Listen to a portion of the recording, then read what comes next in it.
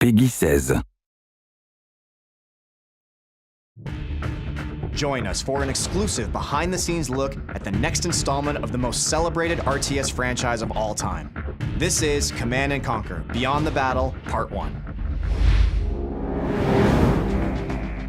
When our community installs the game, they start to play it, our veterans, the people who've been with CNC since '95, when they install the game and they start playing, all I really want from them is to go, holy crap, this is Command & Conquer. This feels like a Command & Conquer, a classic Command & Conquer game. It feels like Generals. So the core concepts in the original Command & Conquer RTS games were really about building a base, defending that base, and building an assault army that you could go attack the other base. First thing we said is we need to kind of wash the stain of CNC4 away. And to do that, you really have to get back to your roots, to get back to what it was that made your fans in the first place. Well, to me, the roots of Command & Conquer are always about base building that doesn't feel like a chore, harvesting that doesn't require your full attention, and a focus on fast action and lots of viable strategies in the actual combat. Going back to upgrades and abilities that matter, player powers that feel visceral, and then at the same time, super weapons, commando units are back, and then we're adding a couple new flavors in there like caster units that we haven't exposed yet to the public.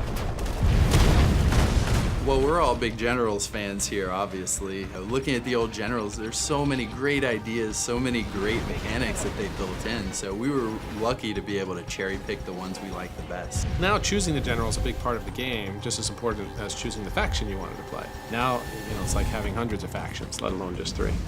Each general will have its own set of abilities, upgrades, even player powers will change as well.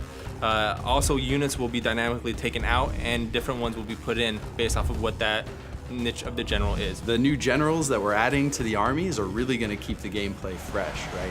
It should make the game fun, enjoyable, and interesting for years to come.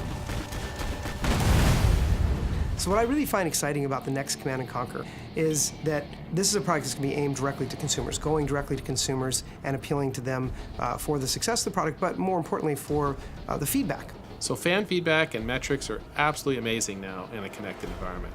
In the past, we just made a game, we put it in a box, we got the feedback years later, we could make a change in a sequel. Today, we can hear the fans immediately, we can look at the data, we can change stuff daily, weekly, monthly. We can engage in this sort of ongoing conversation with our fan base, where if, say there's a general that we put out that we didn't balance quite right, we will get that feedback immediately. It's not like we're gonna be like, okay, well, when we do the expansion pack or a patch in 3 months, we'll fix this. It's gonna be one of those things where we kind of grow together, and that's what we want to kind of breed. It's a live product, and we want to make sure that the community at the core is part of that rendition of making this game better. This is ultimately the fans' game, and we're looking forward to making the game better with them. Absolutely, I'll play the new Command & Conquer when it comes out. I'm anxiously awaiting it, actually. Our #1 priority has always been to make this a really fun, excellent game. Everybody on the dev team loves the game, and they're doing the work where their heart is. So a lot of the times people stay late just to make sure that they make a better game because they care about what the franchise is. Everybody wants to make sure that they make the game that the community would love, and we're on the same page on trying to make it the best CNC possible.